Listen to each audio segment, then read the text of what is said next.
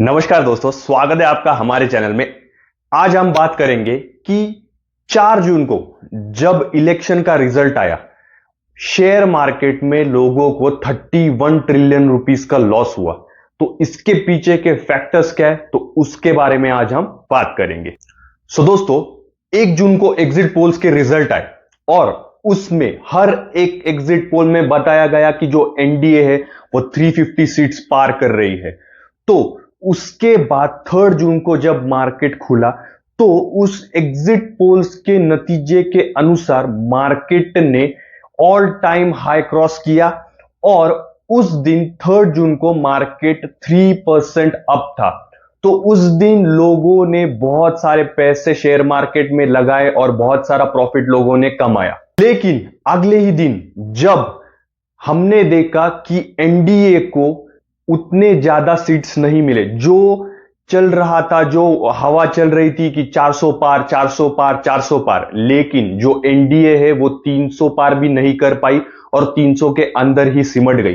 तो उस वजह से मार्केट में नेगेटिव सेंटिमेंट्स पैदा हुए और उसकी वजह से मार्केट अराउंड 6% करेक्ट हुआ। तो उस दिन जो है 4 जून को जो है लोगों ने यानी कि इन्वेस्टर्स ने 31 ट्रिलियन रुपीस का लॉस किया। बहुत सारे ऐसे बड़े शेयर्स थे जैसे कि एसबीआई 13.37% डाउन था। एचडीएफसी बैंक जो था वो अराउंड 5% प्लस डाउन था। और जो बैंक निफ्टी है वो अराउंड 7% प्लस डाउन था। और जो अदानी ग्रुप के शेयर्स थे, अदानी ग्रुप के जो शेयर्स थे वो 15% से लेकर 20% तक गिरावट अदानी के शेयर्स में हमें देखने को मिली।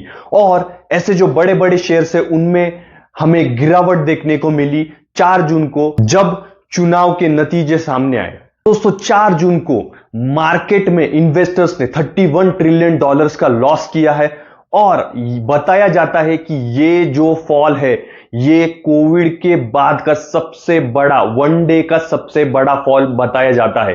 तो इस प्रकार से मार्केट ने रिएक्ट किया जो चुनाव के रिजल्ट्स थे उन पर। दोस्तों, अभी के लिए अगर देखा जाए तो बीजेपी और एनडीए जो उनकी अलायंस है वो 292 सीट्स लेके चुनाव जो है वो जीत चुकी है। हमारे इंडिया में 272 को मेजॉरिटी मान लिया जाता है और जो पार्टी 272 सीट्स प्लस जीत जाती है वो चुनाव जीत जाती है। तो एनडीए जो बीजेपी का अलायंस है वो अराउंड 292 सीट्स जीत के चुनाव जो है वो जीत चुका है। लेकिन अभी हमें देखना है कि प्राइम मिनिस्टर क्या मोदी जी है वो प्राइम मिनिस्टर बने रहेंगे, क्योंकि जो 2 अलायंस मेंबर है एनडीए के, पहला है जेडीयू जो नीतीश कुमार जी की पार्टी है जो बिहार से है, उनके 12 सीट्स है। और दूसरा है चंद्रबाबू नायडू जी जो आंध्र प्रदेश की पार्टी है और उनके 16 सीट्स है। तो अगर इन दोनों का सपोर्ट बीजेपी को मिला तो हम देख सकते हैं कि एनडीए अलायंस की सरकार बनते हुए हम देखेंगे। प्राइम मिनिस्टर मोदी जी बनते हैं या कोई और बनता है वो हम देखेंगे। तो ऐसा क्यों? दोनों जो है इनकी अगर हिस्ट्री देखी जाए तो पिछले चुनाव में जो चंद्रबाबू नायडू थे वो अपोजिशन साइड में थे और वो बहुत कोशिश कर रहे थे कि मोदी जी प्राइम मिनिस्टर ना बने। और अगर नीतीश कुमार जी के बारे में देखा जाए, उनका जो इतिहास है वो हमेशा ऐसा रहा है कि सत्ता के लिए वो किसी भी साइड पे झुक सकते हैं। और अगर एनडीए 292 सीट्स पे है और अगर मोदी जी प्राइम मिनिस्टर बने तो क्या मार्केट फिर से रैली कर सकता है? आपको क्या लगता है? तो अगर मोदी जी प्राइम मिनिस्टर बनते हैं, लेकिन अगर देखा जाए तो बीजेपी के पास 139 सीट्स है, तो उनके पास बहुमत की कमतरता है। तो इसकी वजह से ऐसा भी हो सकता है कि जो बीजेपी है वो इस बार वेलफेयर स्कीम्स पर ज्यादा खर्चा करे और जो पैसा डेवलपमेंट के लिए जाना चाहिए, जो इंफ्रास्ट्रक्चर के लिए जाना चाहिए या जो देश के डेवलपमेंट के लिए जाना चाहे, वो उधर ना जाते ज्यादा जो पैसा है वो वेलफेयर स्कीम्स में खर्चा करा जाए। तो इसकी वजह से क्या आपको लगता है कि जो मार्केट है वो फिर से रैली कर पाएगा अगर पीएम मोदी जो है वो प्राइम मिनिस्टर बनते हैं? लेकिन दोस्तों, एक बात मैं दावे के साथ कह सकता हूं कि इंडिया जो है वो अपने बहुत ही बढ़िया फेज में है, वो अपने डेवलपमेंट के सबसे अच्छे फेज में है। तो अगर मैं अपनी राय बताऊं तो सरकार चाहे कोई भी हो, प्राइम मिनिस्टर चाहे कोई भी बने, लेकिन इंडिया जो है वो डेवलपमेंट करके रहेगा, वो डेवलप्ड नेशन बन के रहेगा और जो अपना पाथ है वो उस पर आगे बढ़ते रहेगा।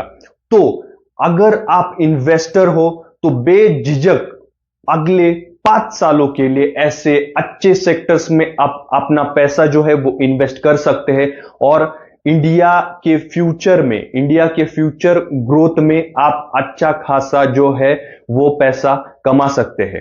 तो चाहे प्राइम मिनिस्टर कोई भी बने या सरकार कौन सी भी आई, एक बात जो है वो तय है कि इंडिया जो है वो डेवलपमेंट की दिशा में आगे बढ़ते ही रहेगा। लेकिन एक बात आपको ध्यान में रखनी चाहिए कि मार्केट में आप कभी भी फुल ऑप्टिमिस्टिकली आगे नहीं बढ़ सकते। अगर पिछले कुछ दिनों में देखा जाए तो 3 जून को मार्केट 3% अप था, ऑल टाइम हाई टच कर रहा था, लेकिन 4 जून को मार्केट ने 7 to 8% का फॉल दिखाया। तो ऐसा मार्केट में कुछ भी हो सकता है, इसलिए आपको क्या करना है कि आपको ऑप्टिमिस्टिक तो रहना है इंडिया के फ्यूचर पे, लेकिन आपको अपना जो रिस्क मैनेजमेंट है वो अच्छी तरीके से फॉलो करना है। एक बात ध्यान में रख लो कि जो कहावत है कि don't put your eggs in one basket, ये कहावत जो है वो शेयर मार्केट में बहुत लागू होती है कि आप जो अपना सारा पैसा है, सारी कमाई है, वो शेयर मार्केट में मत डालो। आप जो है कुछ अमाउंट ऑफ पैसा जो आप रिस्क कर पाते हो वो आप शेयर मार्केट में जरूर लगा सकते हो और एक अच्छा रिटर्न लॉन्ग टर्म में आपको शेयर मार्केट में मिल सकता है।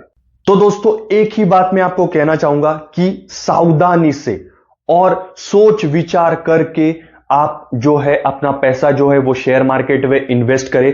और जो लोग जो लॉन्ग टर्म के लिए इन्वेस्ट कर रहे हैं वो लोगों ने ये जो छोटे मोटे फॉल्स है उसमें पैनिक नहीं होना चाहिए, क्योंकि अगर इतिहास आप देखें तो चाहे कितने भी सरकार बदले, चाहे कोई भी सत्ता में आए, मार्केट एट लास्ट जो है वो मार्केट ने रैली ही किया है। निफ्टी जो है वो 200 से लेके आज 20,000 क्रॉस करके 23,000 टच करके नीचे आया है। तो लॉन्ग टर्म में जो अगर आप देखा जाए तो मार्केट जो है वो ऊपर ही जाने वाला है, लेकिन अभी जो ये डिप चल रहा है मार्केट में, एक अच्छे शेयर्स आप सिलेक्ट करें, एक अच्छे दाम में उन्हें खरीदे और लॉन्ग टर्म के लिए उन्हें छोड़ दे। अगले 5 सालों में इंडिया जब आगे बढ़ेगा तो आपको अच्छे रिटर्न्स मिलने कंफर्म है। लेकिन कंफर्म है मतलब ऐसा नहीं कि सब पैसा उधर डाल दो, रिस्क मैनेजमेंट करो, जितना पैसा रिस्क कर सकते हो उतना ही पैसा लगाओ और जो इमोशंस है वो कंट्रोल में रखो तो आप जरूर पैसा बना पाओगे। लेकिन जो दोस्तों जो लोग क्या करते हैं कि आज अगर देखा जाए तो आज इलेक्शन का इवेंट था, तो बहुत सारे लोगों ने आज शेयर मार्केट में एंट्री की, बहुत सारे लोगों ने ट्रेडिंग करने की कोशिश की और बहुत सारे लोगों ने पैसे गंवा दिए। तो मैं आपको एक चीज बताना चाहता हूं कि शेयर मार्केट को आप एज अ गैम्बलिंग मत देखो। एक दिन आओगे बहुत सारा पैसा कमा के जाओगे, ऐसा मत सोचो। शेयर मार्केट जो है इसे एज आप बिजनेस ट्रीट करना शुरू कर दो। एज अ बिजनेस ट्रीट जब आप इसको करने लगोगे तो खुद ब खुद आप जो है इसमें पैसा कमा पाओगे और लॉन्ग टर्म में जो है आप अच्छा वेल्थ इसमें जनरेट कर पाओगे। तो दोस्तों, मेरी एक राय है आपको कि शेयर मार्केट को आप एज अ गैम्बलिंग मत ट्रीट करो और इसे आप गेट रिच क्विक स्कीम मत सोचो। ये वो स्कीम है ही नहीं। शेयर मार्केट जो है वो एक बिजनेस है और इसमें जब आप पैसा बिजनेस पॉइंट ऑफ व्यू से इन्वेस्ट करते हो तब आपको प्रॉफिट होने के चांसेस जो है वो बढ़ जाते हैं। तो सोच समझ के जो है आप मार्केट में इन्वेस्ट करना दोस्तों।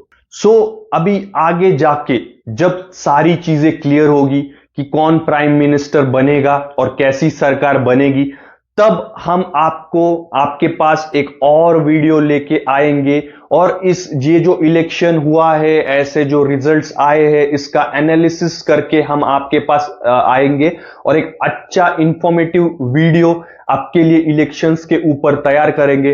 तो उसके लिए जो है आप हमारे चैनल पे बने रहिए, हमारे चैनल को सब्सक्राइब कीजिएगा, और अगर ये वीडियो आपको पसंद आए तो इस वीडियो को लाइक जरूर कीजिएगा। धन्यवाद दोस्तों।